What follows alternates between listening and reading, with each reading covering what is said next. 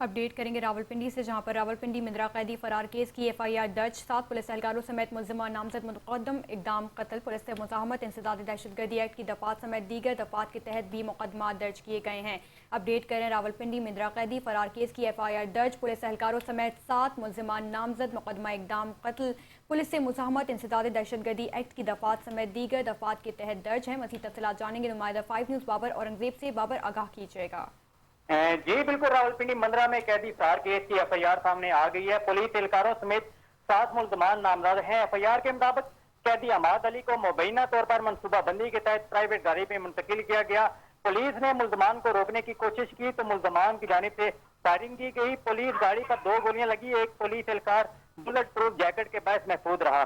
Police एहलकार का कहना है एफआईआर के मुताबिक कि फायरिंग के बाद कैदी अमाद अली 3 साथियों समेत मौके से फरार हो गया है, लेकिन पुलिस ने 4 मुल्जमान को गिरफ्तार कर लिया है।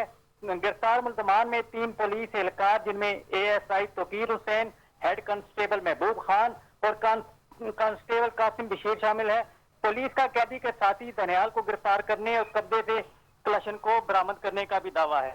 पुलिस ने कैदी फरार केस में इक़दाम कत्ल, मुजरमाना साजिश, अहानत जुर्म और तफसीलात के लिए बहुत शुक्रिया।